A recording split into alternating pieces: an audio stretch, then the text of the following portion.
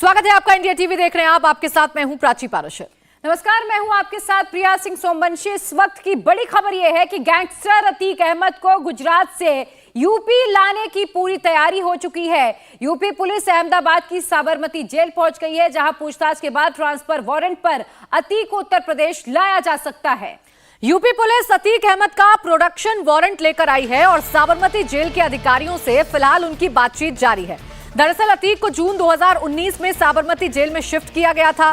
Supreme court ने 22 अप्रैल 2019 को आदेश दिया था कि अतीक को देवरिया जेल से गुजरात में उच्च सुरक्षा वाली जेल में शिफ्ट किया जाए, क्योंकि गैंग वॉर की तमाम घटनाएं सामने आ रही थी, जिसको देखते हुए लगातार अतीक अहमद की जो जेल है वो बदली गई थी और उसे फाइनली गुजरात की साबरमती जेल में शिफ्ट किया गया था। लेकिन अब चूंकि जब से उमेशपाल हत्याकांड सामने आया है, तभी से लगातार उत्तर प्रदेश पुलिस अतीक अहमद के पूरे साम्राज्य को नेस्तानाबूद करना चाहती है और एक एक करके उसके गुर्गों पर कार्रवाई के साथ अतीक अहमद पर भी शिकंजा कसना चाहती है। फ्रीडम ऐप से सीखकर आपने बकरी पालन शुरू किया है क्या? अगर ऐसा है तो आप अपनी बकरियों को 1 करोड़ फ्रीडम ऐप के जो ग्राहक हैं उनको बिना किसी खर्चे के आप उन्हें बेच सकते हैं। हालांकि आपको बता दें कि अतीक को उमेशपाल मर्डर केस में नहीं बल्कि किसी और मामले में प्रोडक्शन वारंट लेकर उत्तर प्रदेश की पुलिस पहुंची है।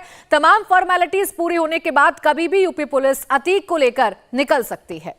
बिल्कुल, और हमारे सहयोगी निर्णय कपूर और अधिक अपडेट के साथ जुड़ चुके हैं।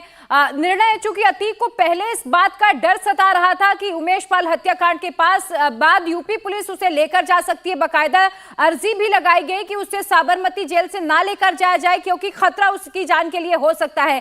लेकिन अब यूपी पुलिस वहां पर प्रोडक्शन वारंट लेकर पहुंची, तो कितना वक्त लग सकता है जब पूरी फॉर्मेलिटीज पूरी हो जाएंगी और अतीक को यूपी लाया जाएगा?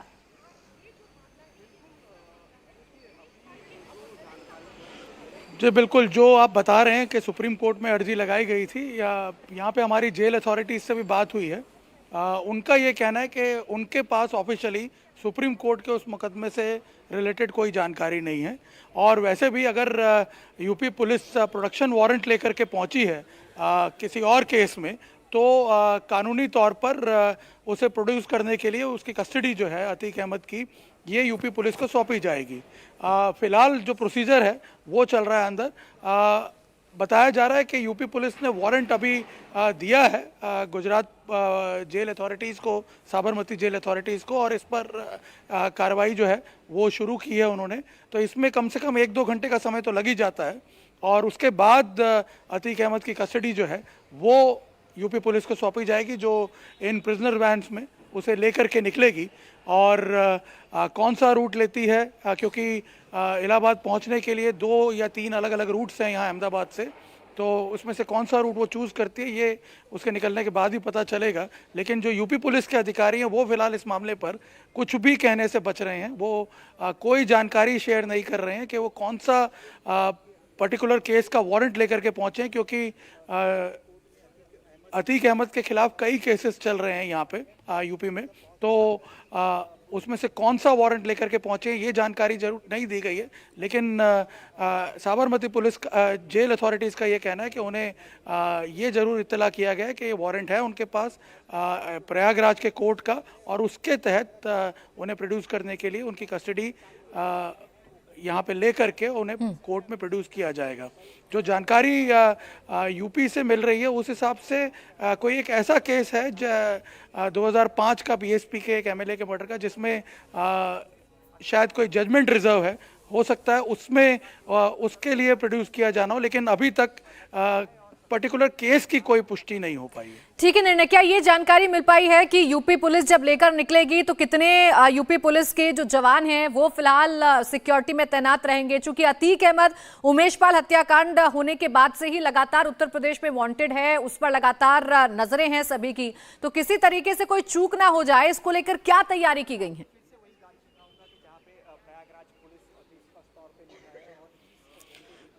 देखिए, यूपी पुलिस का एक्शन प्लान क्या है ये तो अभी पता नहीं चल पाया। लेकिन जो यहाँ का माहौल है, ये जो 2 गाड़ियाँ हैं यहाँ पे जो पड़ी हुई दिख रही हैं, यूपी पुलिस की जो प्रिजनर वैन है, इतनी जानकारी पता चली है कि इन 2 प्रिजनर वैन में करीब 15 से 20 हथियारबंद पुलिस वाले जो हैं वो यहाँ पहुँचे हैं और उन्हीं की कस्टडी में अतीक अहमद को लेकर के जाया जाएगा। अब रूट में आगे जाकर के और सुरक्षा देने के लिए कोई अगर प्लान बनाया गया है या फिर इतना सफिशिएंट है किसी क्रिमिनल को ले जाने के लिए, अगर आप नॉर्मल सर्कमस्टांसेस में देखें तो किसी एक क्रिमिनल को ले जाने के लिए भले ही वो अतीक अहमद के लेवल का क्यों ना हो, इतना पुलिस बंदोबस्त सफिशिएंट होता है।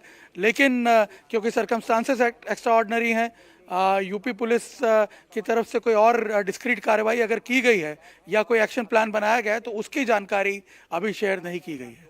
लेकिन निर्णय ये बहुत बड़ी चुनौती यूपी पुलिस के सामने होगी, चूंकि अतीक कोई छोटा मोटा गैंगस्टर नहीं है, उसका कितना ज्यादा रसूख है ये किसी से छिपा नहीं। तो ऐसे में सिक्योरिटी को लेकर बहुत ज्यादा चौकस होने की जरूरत यूपी पुलिस के साथ गुजरात पुलिस क्यों होगी? तो क्या गुजरात पुलिस ने भी इसको लेकर अपनी कोई खास तैयारी की है कि गुजरात बॉर्डर क्रॉस कराने के लिए वहां पर हो सकता है कि गुजरात पुलिस भी साथ में सुरक्षा मुहैया कराए तब तक?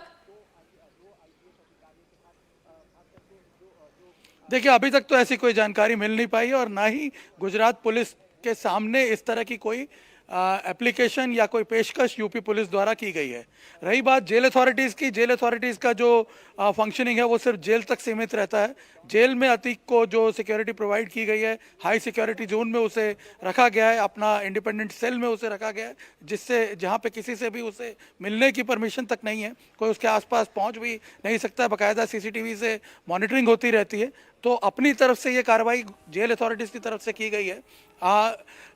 गुजरात पुलिस से कोई डिमांड नहीं की गई अभी तक यूपी पुलिस की।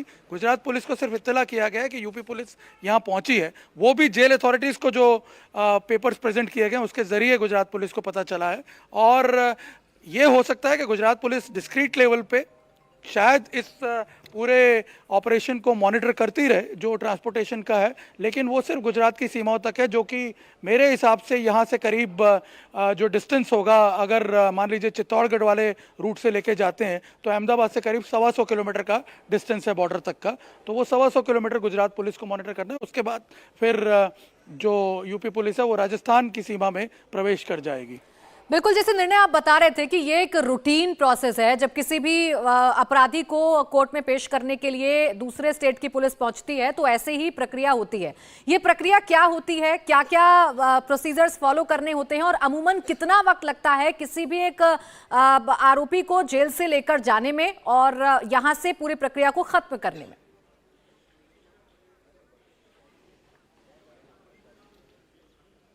देखिए, क्योंकि इंटर स्टेट मामला है, जैसे आपको मैं बता दूं कि जो अंडर ट्रायल प्रिजनर्स होते हैं वो उनको कोर्ट में अपनी डेट्स पे हमेशा प्रेजेंट होता है, जिसकी जानकारी जेल अथॉरिटीज़ को पहले से दे दी गई होती है, और इसीलिए उनका जो रूटीन कॉल्स वगैरह हैं वो उस हिसाब से तैयार कर दिए जाते हैं। और जब कोर्ट के टाइमिंग के हिसाब से लोकल लेवल पे पुलिस यहाँ पहुँचती है तो वो हार्डली 1 घंटे के अंदर अंदर प्रिजनर को अपने साथ लेकर के कोर्ट में प्रोड्यूस करके वापस जेल में सौंप देती है। लेकिन क्योंकि ये इंटरस्टेट मामला है, हो सकता है कि इसमें थोड़ा और समय लग सके। हमारी जो जेल अथॉरिटीज़ से बात हुई है, करीब बता रहे हैं 1 से 2 घंटे का समय इसमें लग सकता है अभी। निर्णय, इस बारे में कोई जानकारी कि यूपी पुलिस के कौन कौन से अधिकारी यहां पर पहुंचे हैं? अगर हम उमेश पाल हत्याकांड की बात करें तो जो टॉप एनकाउंटर स्पेशलिस्ट माने जाते रहे यूपी पुलिस के अधिकारी, उन्हें यह जिम्मेदारी सौंपी गई। लेकिन चूंकि अब अतीक को किसी दूसरे राज्य में लेकर जाना है तो किसे ये जिम्मेदारी सौंपी गई, इस बारे में कोई जानकारी? देखिए, यहाँ पे यूपी पुलिस के कौन से अधिकारी इस वक्त मौजूद हैं, इसके बारे में कोई जानकारी नहीं मिल पाई है, क्योंकि जब हम लोग यहाँ पहुँचे हैं उससे पहले ही जो सारे अधिकारी थे वो अंदर जा चुके हैं जेल के, और इसीलिए ये पता नहीं चल पाया कि कौन कौन से अधिकारी यहाँ पर पहुँचे। और क्योंकि यूपी पुलिस की तरफ से कोई जानकारी शेयर नहीं की जा रही है यहाँ पे, हालांकि आपने अभी देखा भी होगा कि एक उनके इंस्पेक्टर लेवल के अधिकारी जब बाहर आए उनसे बात करने की भी कोशिश की गई, लेकिन वो मीडिया के सवालों से बचते हुए एक जो अलॉटेड रूम उनको यहाँ पे दिया हुआ है वहाँ पर वो जा कर के बैठे हैं और अपने प्रोसीजर में लग गए, लेकिन कोई बात नहीं कर रहा है उनकी तरफ से। ये इसीलिए अभी तक पता नहीं चल पाया है। यूपी पुलिस बहुत ही टाइट लिप्ड है इस पूरे प्रोसेस को लेकर के। बिल्कुल निर्णय, जैसा कि ये पूरा प्रोसेस है और बार बार हम यही जिक्र कर रहे हैं कि किसी भी कैदी को ले जाने के लिए इन तमाम फॉर्मेलिटीज को पूरा करना होता है, लेकिन इस बार अतीक अहमद के लिए ये जो प्रोडक्शन वारंट जारी हुआ है, यूपी पुलिस का साबरमती जेल पहुंचना चर्चाओं में क्यों आ गया है, ये क्यों अहम है और इसे क्यों चुनौतीपूर्ण माना जा रहा है?